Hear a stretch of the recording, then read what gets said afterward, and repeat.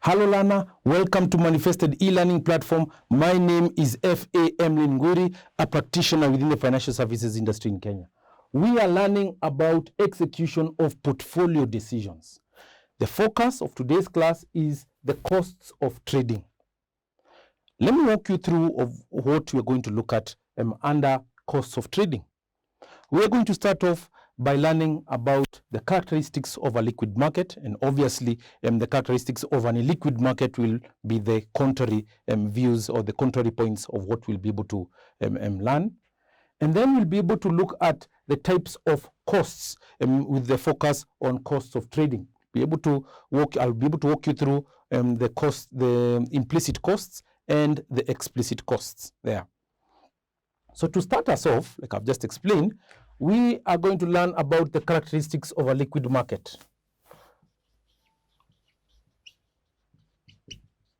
Characteristics of a liquid market.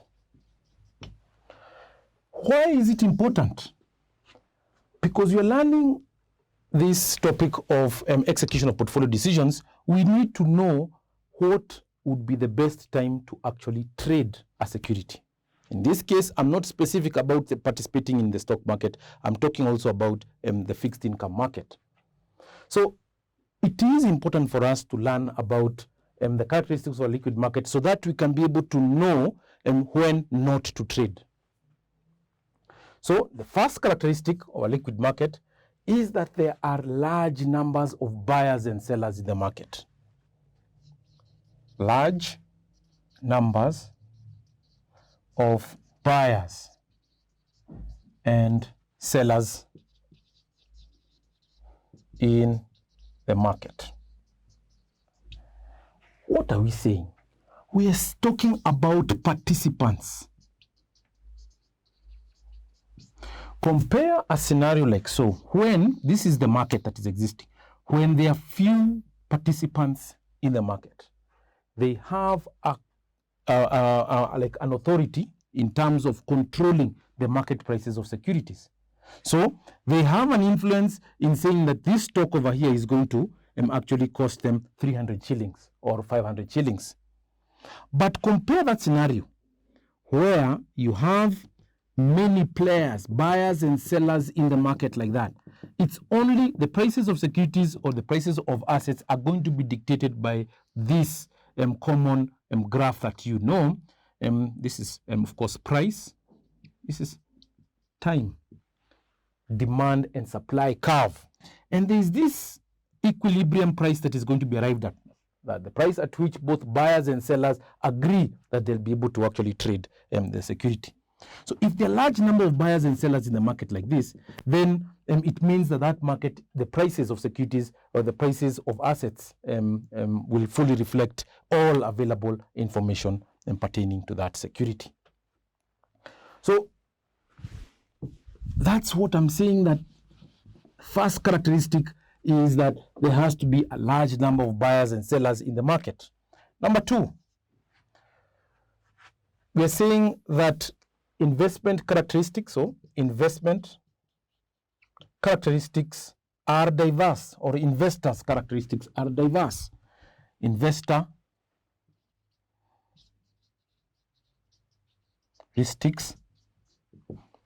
characteristics are diverse.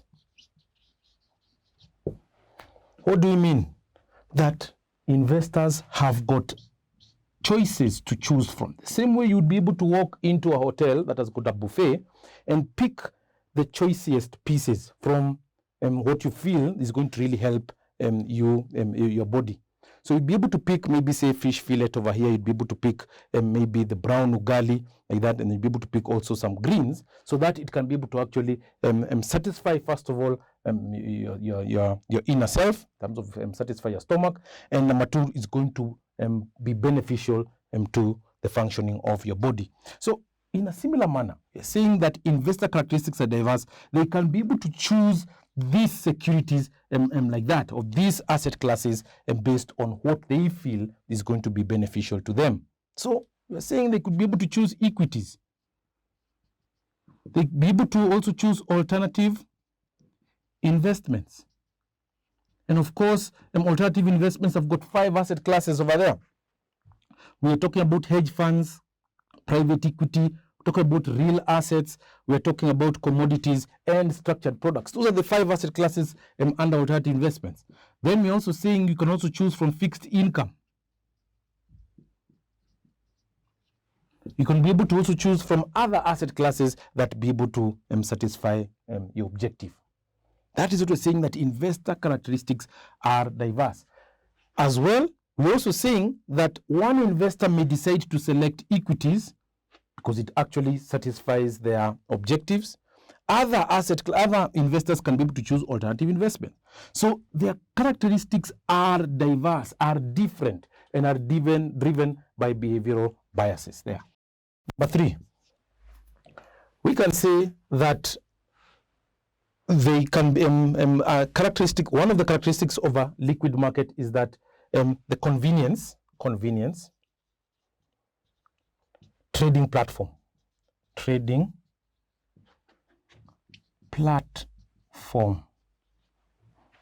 I said convenience, I actually meant convenient trading platform, where buyers and sellers or market participants can be able to have access to securities with relative ease. So in Kenya, we're using what we call the automated trading system, where it actually links different market participants, including the brokers and the dealers, brokers and we can say investment banks, with other brokers and investment banks like that. So on behalf of the client. So this is the way it works. So this is the intermediary over here. So one broker, is linked with another broker, of course using the ATS, automated trading system. This broker wants to trade KQ shares or wants to sell KQ shares, and it has to place that order onto the automated trading system. That automated trading system is able to identify another broker who is willing to buy. I said this one wants to sell, I think I said buy. This broker wants to sell a security KQ shares on behalf of the client. This broker wants to buy KQ shares on behalf of the client or the investor. So the automated trading system provides a convenient platform where participants can actually place their trades. That is another characteristic, very key in financial services or in financial markets there. Number 4, we are saying that we have low transaction costs. Low transaction costs. And of course, because our subtopic over here is costs of trading, so transaction costs is what we're going to actually try and analyze, both implicit and explicit costs. Just in a bit, going to analyze that. So these are the characteristics or the major characteristics of a liquid market. Large numbers of buyers and sellers in the market, participants. Investor characteristics, so the key word here is large number of buyers and sellers there. Investor characteristics are diverse. They're different from my needs to other people's needs. Convenient trading platform there is unique, is very important there. And low transaction costs over there is the key word there. So those are the major characteristics of a liquid market. So what are the factors that would lead to market illiquidity? And it's obviously the contrary opinion on this. So we're saying what will lead to market illiquidity is that if there are few numbers of buyers and sellers in the market. Number 2, investor characteristics are not diverse. It means that investors think based on behavioral finance, and the traditional finance view based on behavioral finance. Please look at that topic on behavioral finance under corporate finance, and you'll be able to recall that you actually mentioned, it was actually mentioned that investors have, the traditional investors think that they are rational beings. They're supposed to think in the same way like a robot. So if you're supposed to think in one particular way like this, KCB shares is going to rise like this based on the information that is provided to the market like that, all investors think the same way like that. That is the traditional sense of viewing things. But now the modern way of viewing things is that investors' behavior or investors' thinking capacities are different like that, and it needs to be appreciated that. Then we're seeing we're contributing towards market illiquidity, the high transaction costs. So for transacting or buying and selling of securities, we are seeing that it actually leads to a market illiquidity, high transaction costs. So the costs of trading is actually high, both implicit and explicit costs. Now, ladies and gentlemen, I want you to concentrate your efforts on trading costs.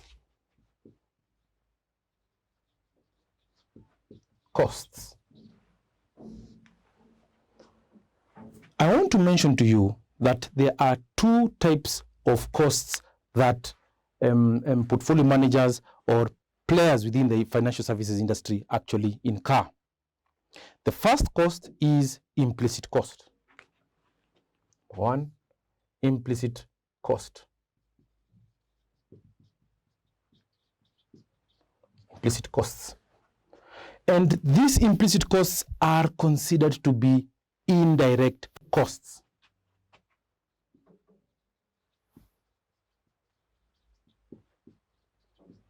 Indirect costs. So when performing the trading activity or buying and selling of securities, these implicit costs may not be readily identifiable or discernible. They are real. Nonetheless, implicit costs include the following. They include, number one, market impact costs.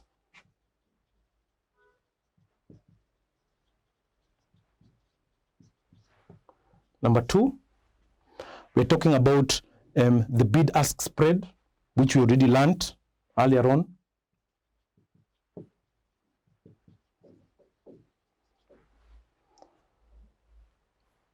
Amongst other costs, which are also considered to be implicit or indirect. The other type of costs include, number two, this is the major subdivision over here, number two, explicit costs.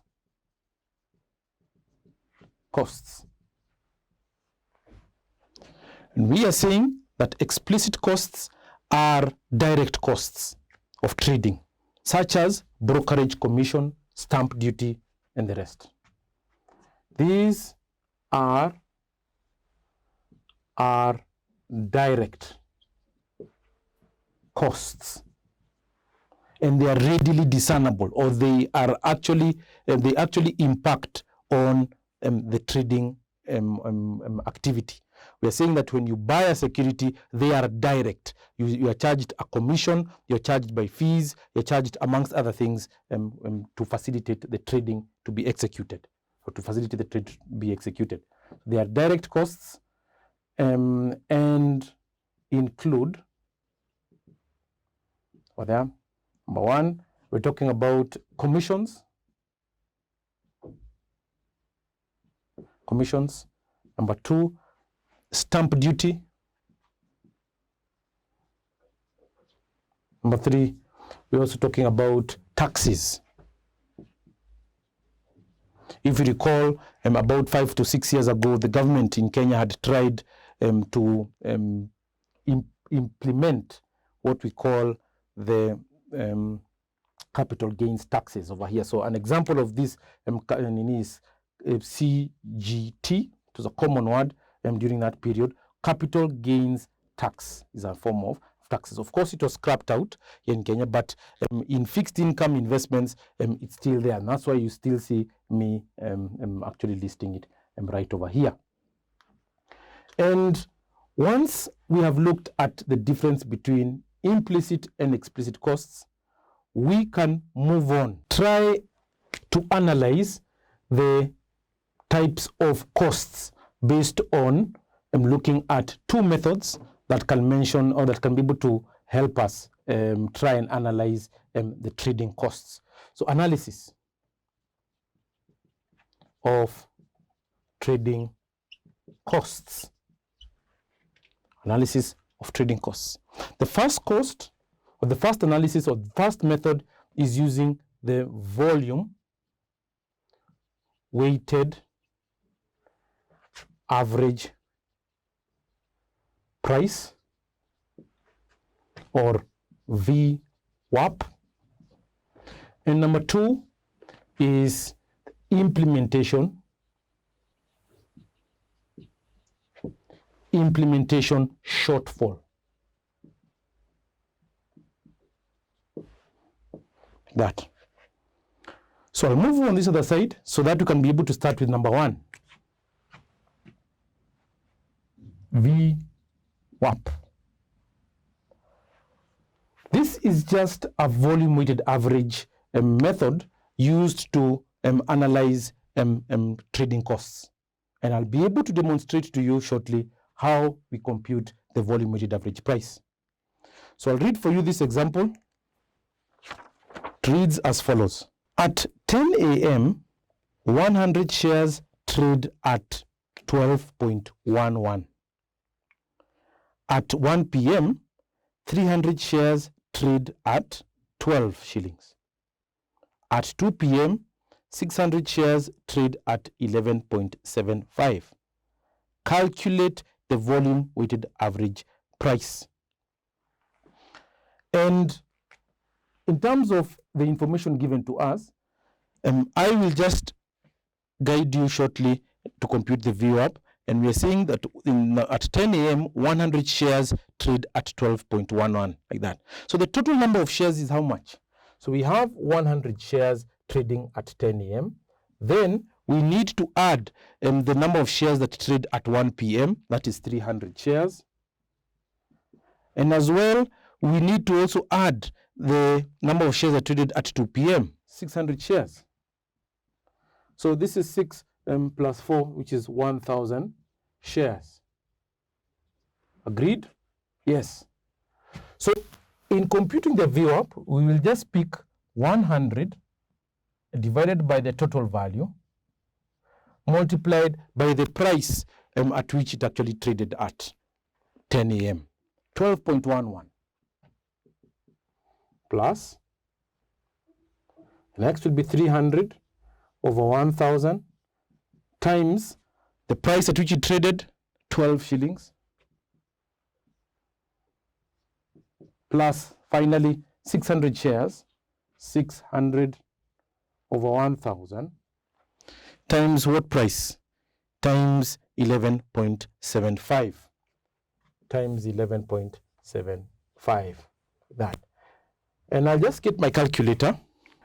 So we have right over here 100 shares divided by 1,000 times 12.11. It's 1.21. 1.21 plus 300 divided by 1,000 times 12, 3.6, then plus finally 600 divided by 1,000 times 11.75, 7.05. That. So just confirming the figures, times 12.11. Yes, so it's 100 divided by 1,000 times 12.11. 1.211. Yes, that was what I was confirming. This value there. So how much do we get as a total of the volume weighted average price? 1.21 plus 3.6 plus 7.05, we have 11.86.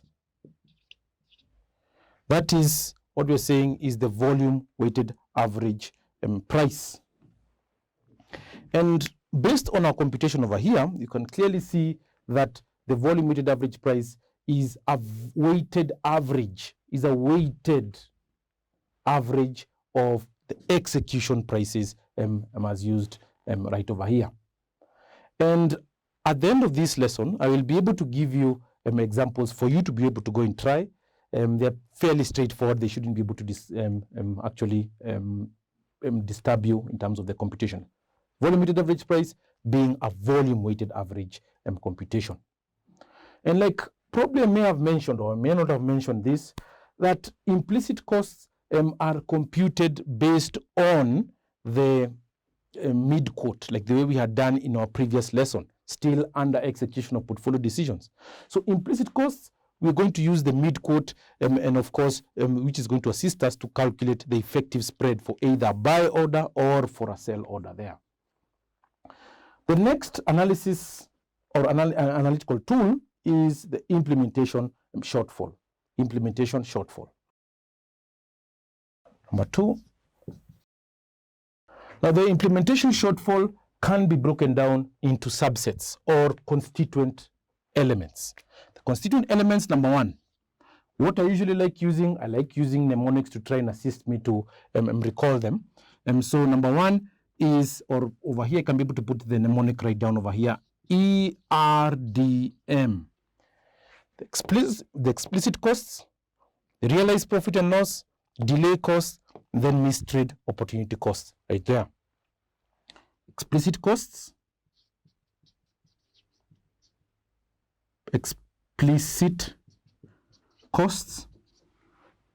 and we can be able to define what explicit costs are. We've already defined what explicit costs are right over here. These are costs, direct costs, including commissions, stamp duty, and taxes. Commissions, stamp duty, and taxes. So we've already done with the E, explicit cost. We move on to the realized profit and loss. Realized profit or loss. And under the realized profit and loss, it reflects price movements from the decision price. It reflects price movements from the decision price. Price movements from the decision price. So that we can be able to execute the investment decision there. So we're saying that the execution price is important, and the realized profit and loss based on the decision price will actually assist us to compute this cost over here. So the implementation shortfall is analysis is a cost. It helps us to compute the cost. And so we start by looking at this cost over here. We'll be able to break it down how it's computed. We break down how the realized profit and loss is computed based on the decision price. And we are saying it's usually taken to be the previous day's close over there. So usually taken to be the previous day's close. Day's closing price. Next, sub-cost, delay costs. See, delay costs. These are costs that arise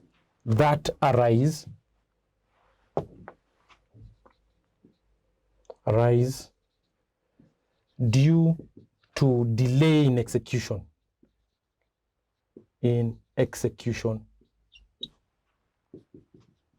Due to delay in execution. We're saying that you may place a trade to buy 1,000 shares at 17 shillings. But because of lack of availability of shares at the moment that you placed this trade, there is usually a delay. And maybe this 17 price, or the price at which the forces of demand actually dictate for those shares, actually increases. So if the price increases, then your objective of buying 1,000 shares at 17 shillings will not actually be met. And that's why we're saying that the delay cost is actually considered to be part of the implementation shortfall costs over there, because the costs that arise for delay will mean that you're not going to realize your objective of earning an element of return or a significant return. So it's also called slippage costs over here. So it's in slippage costs over there. And it's very important to actually consider that when analyzing the implementation shortfall. And it reflects the change in price over the day. Reflects the change in price over the day. It reflects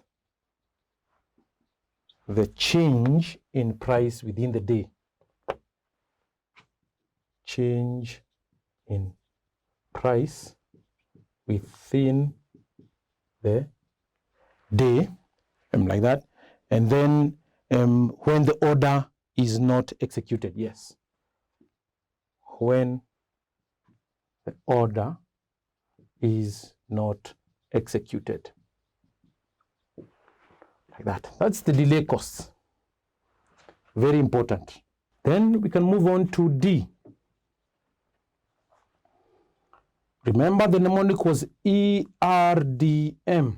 Explicit cost, realized profit and loss, delay cost, missed trade opportunity costs there. So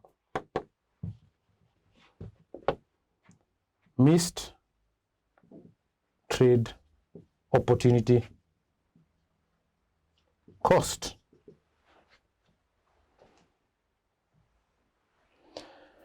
And this represents an unrealized profit or loss. Represents an unrealized profit or loss. Profit or loss reflecting the price difference between, reflecting the price difference between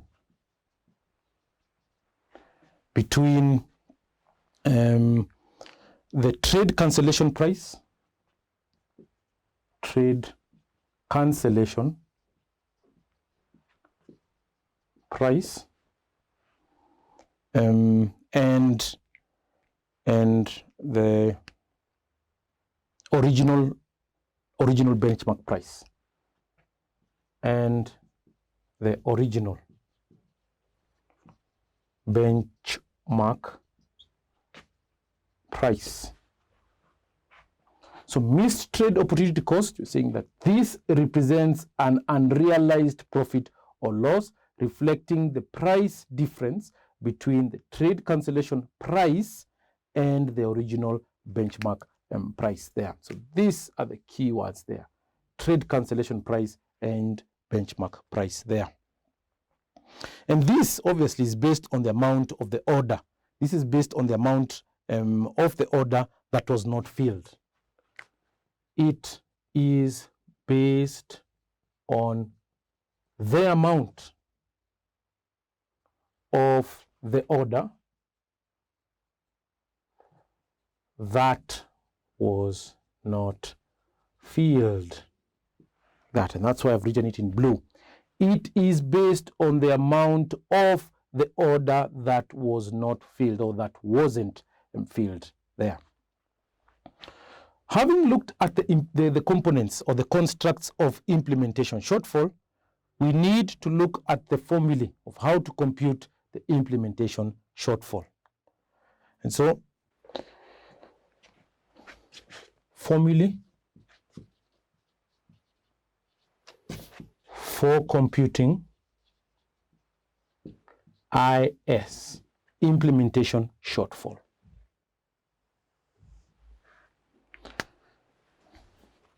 So I'll move on this side and start with, remember, the ERDM. That is the mnemonic to remember. Number one, explicit costs. Explicit costs. How do we calculate it? It is given as the commissions divided by the total paper portfolio value. Total paper portfolio value. So what I'll do, put commissions at the center.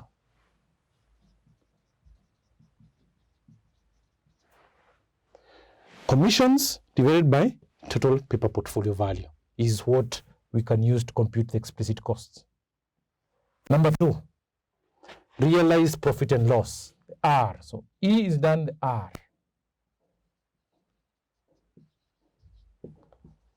Profit stroke loss. How we compute it, we first of all get the explicit costs.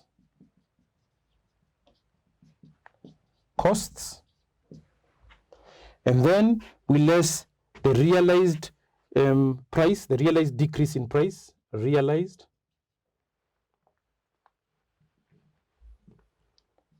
the realized decrease in price,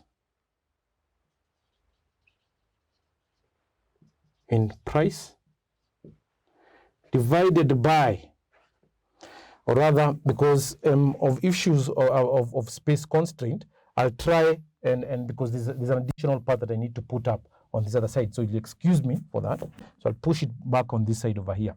So we said it is just the explicit costs. Explicit costs minus realized decrease in price divided by, this part is divided by the decision price, then we'll multiply by shares bought over the total shares. Now let's move over on this other side with your permission. Number 3. Total shares like that. So we have the previous day's price minus decision price divided by the decision price times shares bought over the total number of shares.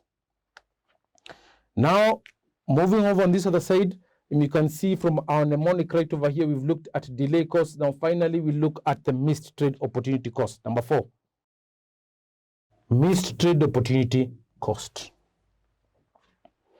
Now, how do we compute this? We get the cancelled price. The cancelled price minus decision price divided by the decision price times cancelled shares over total shares. Now what I will do is that I want to first of all wrap the board over here. I read out a question for you, and then we can be able to try and answer based on the 4 formulae we've actually just looked at. Explicit costs, realized profit and loss, delay costs, and missed trade opportunity costs there. So let's look at the question. On Wednesday, the stock price for megabytes closes at 20 shillings per share.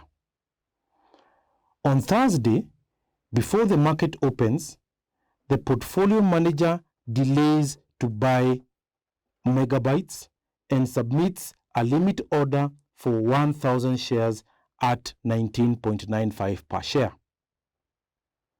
The price never falls to 19.95.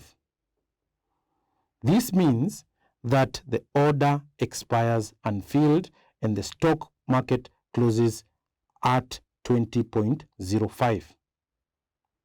On Friday, the order is reversed to a limit of 20.06 and is partially filled that day, as 800 shares are bought at 20.06.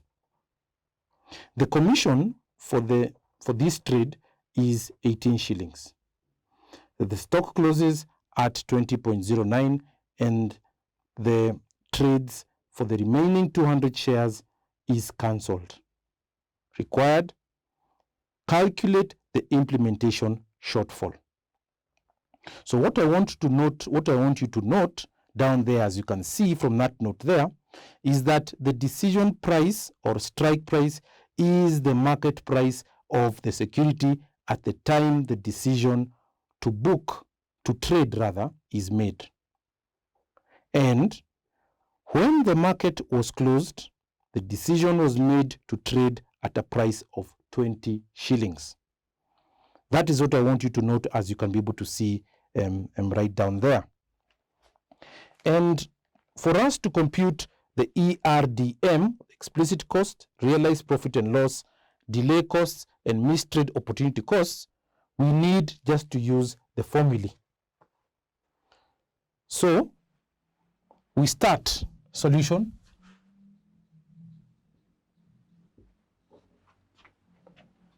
ERDM, explicit cost, realized profit and loss, delay cost, missed trade opportunity cost. Number one, explicit costs.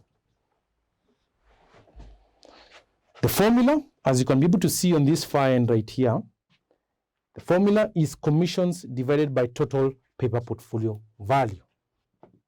Commissions divided by paper portfolio value. So how much was the commission? From the question, I can see that there was a commission of 18 shillings. And the paper portfolio value was to buy 1,000 shares at 20 shillings. So the commission was 18 shillings, and the paper portfolio value was, or what we intended to buy on paper, was 1,000 shares times 20 there. So 20 is the decision price right there. How much does it give us? So using my calculator very quickly, we have 18 divided by 20,000.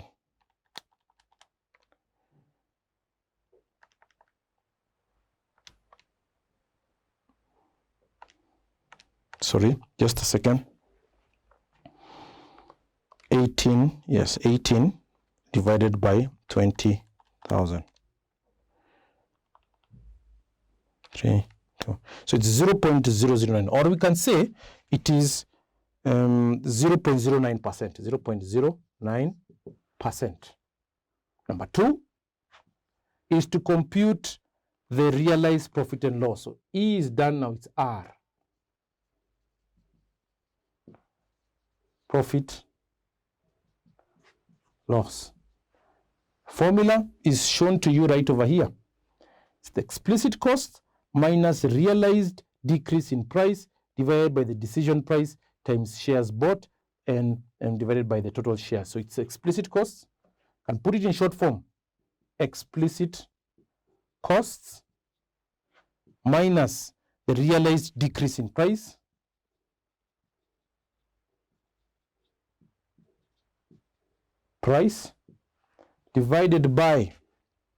divided by decision price, and you're saying multiplied by the shares bought divided by total shares. So putting it all together, let me just identify the explicit cost. The explicit cost was 20.06. 20.06. Then we minus the realized decrease in price. The realized decrease in price it was 20.05. 20.05. I had mentioned that I've just realized this is the realized decision. This should be the realized decision price, guys. So just change this formula over here. Realized decision price over here. So pardon me for that. So this should be realized decision price. Decision price.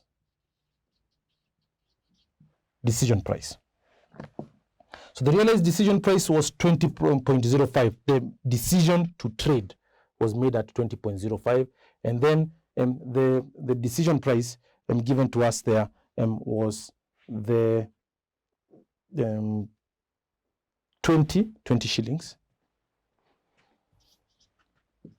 times number of shares bought.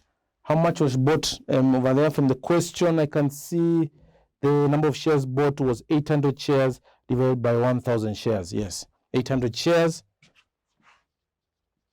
divided by 1,000 shares like that. So how much do we get? 20.06 minus 20.05 divided by 20, then times, open the brackets, 800 divided by 1,000, close the brackets, equals 0.004. So we are saying here we get 0.04%, 0.04%. That is the realized profit or loss. We can move over on this other side here so that we can be able to compute the delay costs and the missed trade opportunity costs. So delay costs, number 3. How do you compute the delay cost? The previous day's price minus decision price over decision price times shares bought over total shares. So we have previous days price minus decision price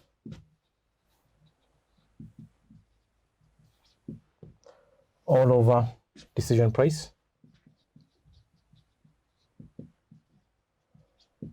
times shares bought over total shares over total shares. So what is the previous day's price? From the question, you can see the previous day's price was 20.05 minus the decision price, 20 all over 20, times shares bought. In this case, it's 800 over 1,000. How much do we get?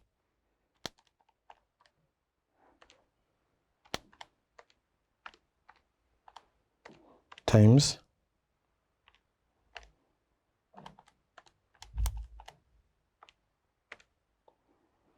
0.002, or you can say 0.2%.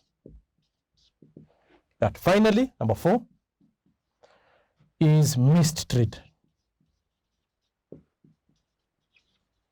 opportunity cost. Missed trade opportunity cost is given by cancellation price or the cancelled price minus decision price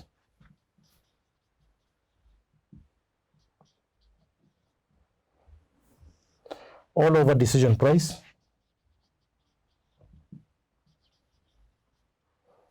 times the cancelled shares over total shares. Shares over total shares there. So allow me, I can come on this other side so that you can compute together. So the cancelled price is how much? The cancelled price is 20.09. It's 20.09 minus the decision price. You can see it's also over here, so it's minus 20 all over 20 times the number of shares cancelled. The number of shares cancelled, because the intent was to buy 1,000 shares and 800 are actually been filled, so it's 200. It's 200 over 1,000. So how much do we get here? Minus 20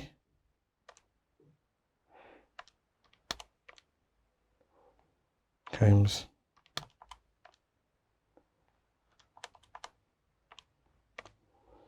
0.009, so 0.09%. So you sum up all of the answers, E plus R plus D plus M. We get IS. Explicit cost plus realized profit and loss plus delay cost plus missed trade opportunity cost gives us the implementation shortfall. So in this case, we will add 0.09% plus the realized profit and loss, we've gotten it as 0.04%, plus the missed trade, the delay costs over here, we've got it as 0.2%, 0.2%, and then plus the missed trade opportunity cost, which you've already just calculated right over here as 0.09. 0.09%. So how much do we get? 9 plus 0.04 plus 0.2 plus 0.09, 0.42.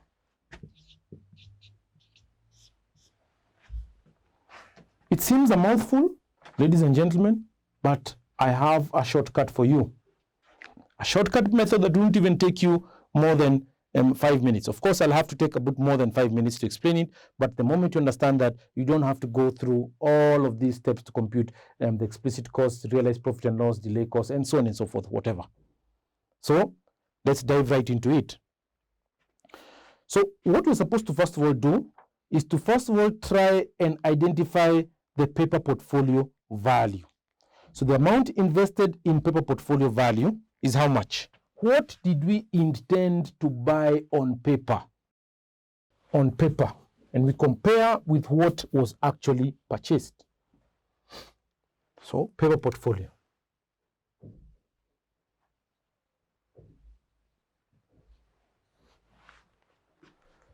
So on paper, we intended to buy 1,000 shares at 20 shillings. Value, brackets 1,000 shares at 20, put it 20,000 in terms of value. How about the terminal value?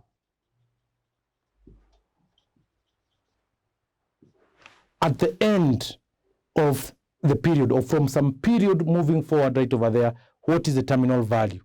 And that means it is the price on Friday. On Friday, on paper, the closing price on Friday, 20.09.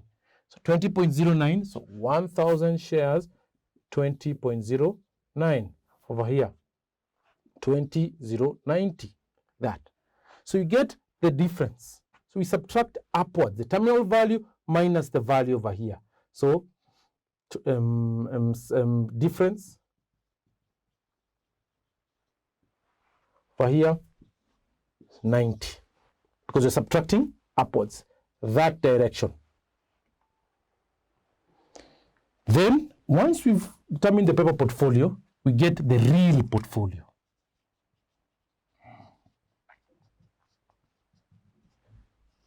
What was actually purchased? So, the value at the beginning, the value, we bought 800 shares. The 800 shares were bought at 20.06. 800 shares were bought at 20.06. Like that. Was there any amount of commission? There was a commission of about 18 shillings. So plus 18. So what is the value right over here? Very quickly, calculator. So it's 800 times 20.06 plus 18. 16,066. 16,066. The terminal value, just like that.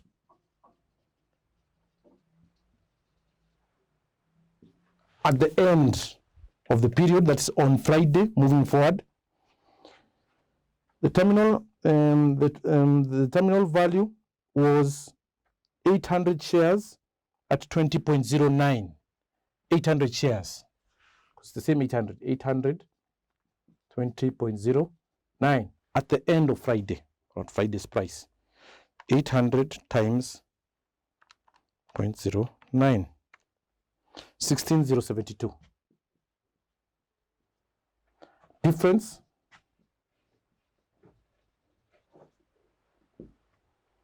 is going to be, we're subtracting upwards that direction again, like that. So 16,072 minus 16,066. 6. That. And is there any other working that is required? I don't think, because we've already factored in the commissions and everything that is there. So we were saying that to compute the implementation shortfall, IS, is given as paper portfolio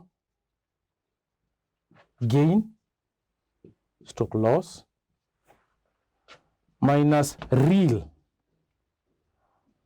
portfolio gain stroke loss divided by paper portfolio value.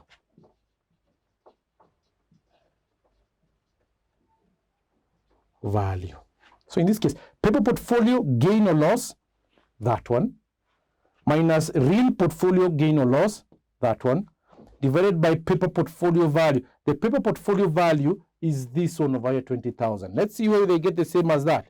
So saying paper portfolio 90 minus 6 all over paper portfolio value 20,000.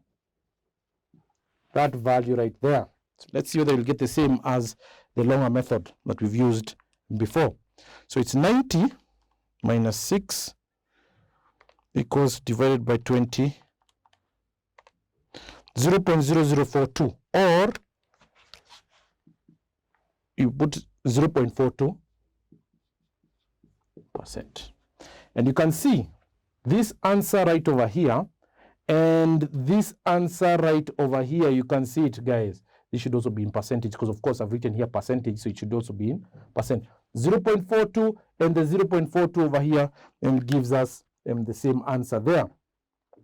So what I'd advise you to use is the shorter method, which is this one over here. It saves you time so that you can be able to concentrate on other more prominent or more involving questions right there. This brings us to the end of this lesson. I will be able to obviously give you an assignment, just like I usually do. The assignment that I have for you is here. I can put it on this other side.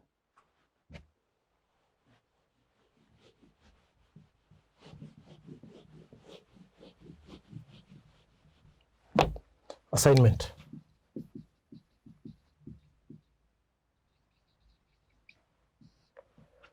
So I want you to look at November 2016, question 1C.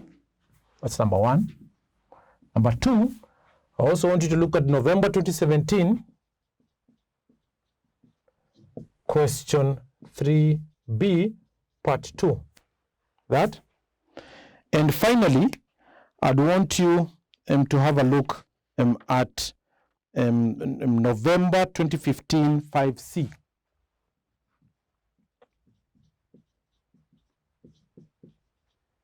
C. But I can add you one more, of course. It does no harm, ladies and gentlemen. So add you one more. May 2016 3D.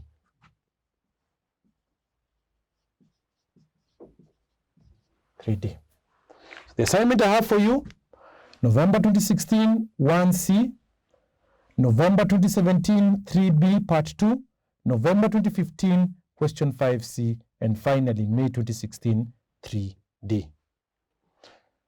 Thank you for being with Manifested Publishers. We hope that you'll be able to continue with our subsequent lessons. God bless you.